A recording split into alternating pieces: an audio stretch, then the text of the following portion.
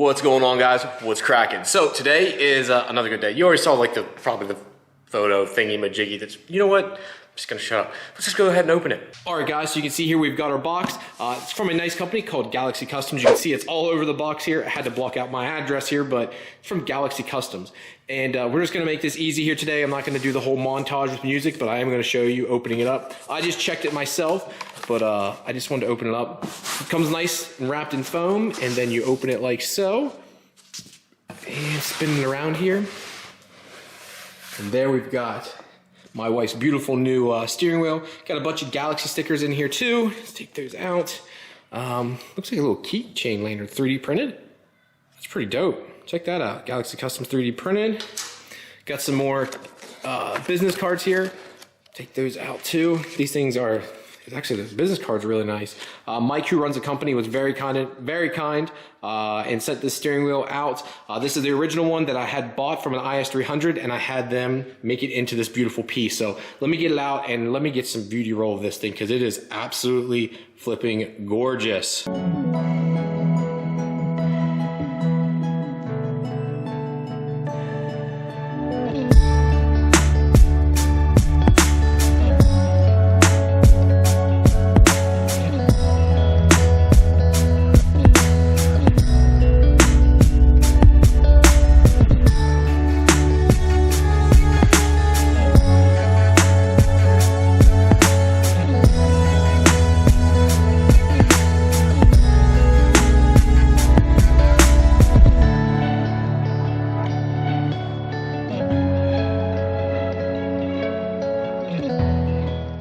So there's a little beauty shot for you guys. This thing is absolutely gorgeous. Unfortunately, I don't have an airbag yet because I want a specific 97 up airbag. So they also came in the RAV4 and Corolla and MR2 from Toyota. So it's not a rare airbag, but I do need to find one that's clean. So I'm trying to find one. If anyone knows of one, please let me know, because I want to put a real one in it. I can find one on eBay that has like the plastic Toyota Center symbol, but it doesn't look OEM to me. And I wanted to give that real OEM look, but with the carbon fiber look to it. If you don't know, believe it or not, they didn't have a forged carbon fiber version or flat bottom, of course, but they actually did have a carbon fiber version of a steering wheel for the Supra that was OEM. It's very rare now, but you could I don't know, a couple years back, you could still buy it new. No longer a possibility now, but I really like this. I love that they make it a little bit thicker, nothing crazy. I don't like the steering wheels. They make that super thick feeling to it. It just, I don't know, it kind of gives this feeling I don't like. They make it a little bit thicker, nothing crazy. This feels like an OEM plus, I'll call it.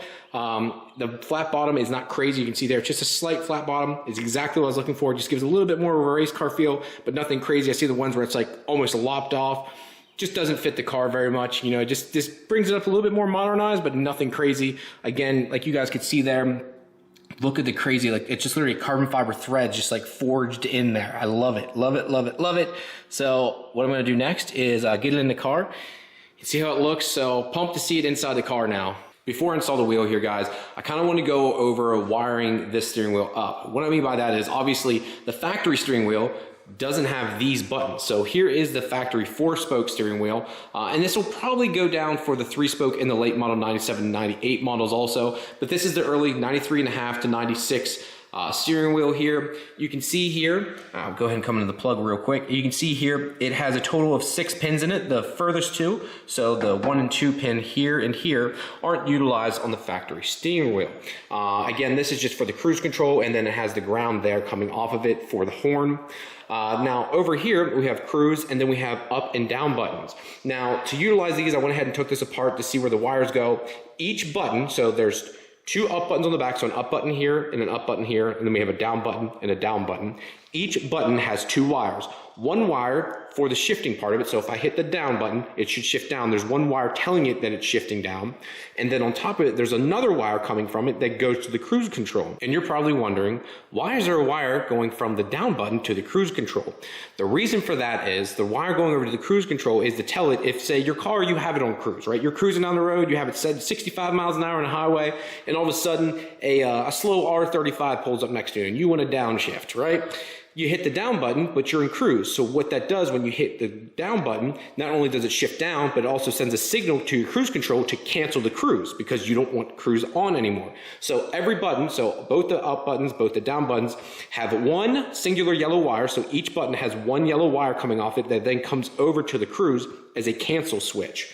Now, that being said, for the up and down buttons here, I'm going to kind of rattle this off real quick. So we can see here, let me get this to focus here real quick. If I can get this to focus here.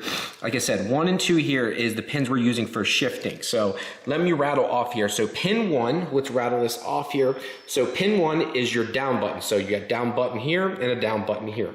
Your down button on the left side here, so the left side of the steering wheel, is a white wire and a yellow wire. The white wire is your down button function, okay, that goes to pin 1. And then your yellow wire goes over to the cruise control for cancel. Your other right down button is a black wire, okay, that's your trigger for another down, and then it also has another yellow wire for cancel. Now, on the back of the steering wheel here, I'm gonna flip this over real quick, because most people don't realize this. Here are your up buttons, up and up. Now again, I'm gonna flip this back over so it makes the most sense because I have it written down this way. So you get your left and right side. So for the up button on the back side there, on the left side, it is pin 2. So the up buttons are going to pin 1. So this will be going over to the second pin over now. This will be a red wire with, again, a yellow wire then coming over to cancel. And then the right side of the steering wheel, again, this will be for the up button, will be a blue/silver wire, okay? And it will also have a yellow wire that goes to cancel cruise. So that is your wiring diagram for the pinout. Then for the cruise control, it has a yellow and a black wire, black and red wire for the cruise. And then you have your ground wire here, which is the blue with the red stripe. So now from there, you got to go, okay, how do I utilize this, right? How do I utilize this sensor, or how do I utilize these functions when the factory steering wheel never did, right? As you can see here, it never utilized it.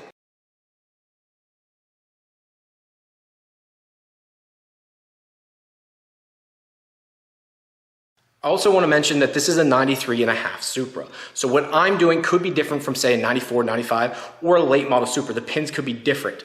This is something you need to check. This is a 93.5 Supra, automatic NA, and for me, it worked. Now, it should be the same. As you can see, if any earlier models, 93.5 to 95, didn't utilize those pins. I know on my car didn't either. So every car is different though, so I would just double check it, but you guys should be safe in that manner, and that's how you can utilize it if possible. It makes it pretty neat, and again, you would have to have an ECU that can do all this. So you would need to have a Haltech. Like, so I am running a Haltech Nexus in this car, and it does A340 auto control, already built in, actually has that transmission built into the software, which is really nice. There's a couple other ECUs that do it too, but Haltech is the latest and greatest with this. Plus it has the inputs and outputs you could ever need. It's gonna be pretty neat the way we set it up with this. So again, you wanna make sure you have the proper ECU, the wiring, and you make sure you pin it correct. I hope this helps, and hopefully I put the list up here to make this even easier. So guys, here is my whip or my flying lead that I'm gonna use to go to the pedal then. Here is the white plug. So I went ahead and pushed the pins in. The blue wire is going to pin 2. The black wire is going to pin 1. Now I'm going to flip this, run this wire down through the column here, down underneath, and just pull it off to the side to now until Jose gets me the rest of my harness stuff, and then I'll finish it up then. I made it extra long for just my sake because it never hurts to have more wire. I can tuck it up under the harness. I put a nice little bit of sheeting on it, use this. These glue connectors, or these glue heat shrink, are really nice. They're not just heat shrink, but there's glue in there. So I mean, it's like hard now, and actually you can see glue seeps out of it. So it's like motorsport style. It's supposed to be fuel resistant too, which is pretty trick. So yeah, and again, I left extra wire here. You never know. I'd rather have more. Wiring's cheap, sheathing's cheap, all this stuff's cheap. You know, I'd rather spend, you know, an extra 50 cents than cause myself more headache. Now that I've done this though, I'm going to strip off the ends here. I'm going to put this back up, and then I'm going to check continuity because I want to make sure, I'm going to check 100% that these pins 1 and 2 work down here as 1 and 2. That's an easy way to check and make sure it works. So I'm going to go ahead and put that back up, bolt it up, run the wire real quick, and then I'll show you guys how to check continuity. Okay, so I wanted to show you guys how to test continuity here. So what I did is I have it, there's the black wire right there. So let's show this here. It's a black wire clamped. You can just see it barely stripped the wire there. And I have my X-Tech here. It's an automatic one too. I have it set here. You can see it looks like a little Wi-Fi symbol there in the bottom. You can barely see it there. A little Wi-Fi symbol off to the left there. And this is how you check continuity. Again, this is on my X-Tech here. It's an MA445. and have it looking set to what looks like a little Wi-Fi symbol. You keep hitting that manual mode till you get to it. And now I have it set to that, and the black wire should be my pin 1. So if I come up here, you see we have multiple pins inside there, starting from the left to the right. 1 would be the very left, as you can hear it. That beeping lets me know, which if I show you down here too, you should be able to see. Oops. There we go. Now if I do the same thing and move it over to the blue wire, it does the same. Excuse my belching there. I just tested it, so I wanted to make sure. Jose said about it too, and I was like, yep, good idea. I just want to make sure that 100% works, and it does. So that helps me out now that this is live and ready to go. And if anyone's worried about the ground is built into the steering wheel for the horn, and everything else uses one singular ground. It's pretty big too. So that's all you need. And I can disconnect this now and put this away, and we're good. I just got to wait for Jose to send the rest of the harness stuff, and we'll have a car that has a paddle shifted Supra setup. Again, thank you to the people that helped. It's much appreciated. Again, big thank you to the people that helped me. Jose Valia at Kaizen Motorsports. Thank you, man, for spending time on the phone there. I did a good bit myself, but I always like to consult him for a lot of these things. Chris Larson at Night Run Garage helped me too, just to kind of give me a little confidence. And then Eric Rosado, who had done something like this, not with an IS300, but actually a late model Camry steering wheel, which actually has all the music controls, everything working on his. And he was able to help me and just kind of give me a little boost of confidence to do all this, because sometimes I just get a little like, some of the areas I'm just weird about taking apart. You don't know if it's going to go back together the same.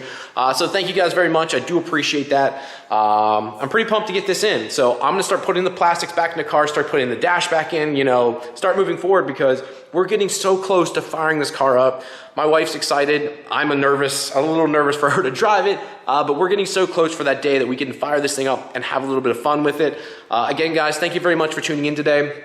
And again, as a friendly reminder, we have the barbecue coming up here. If you know, down below, check out, there's the tickets ahead of time, or you can pay the $15 the day of the event. Again, that is August 7th. It's going to be a great time.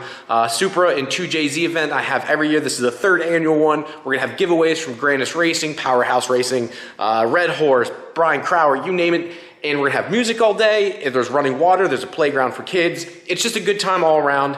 You guys should show up. Thank you very much, and I'll talk to you later. Peace.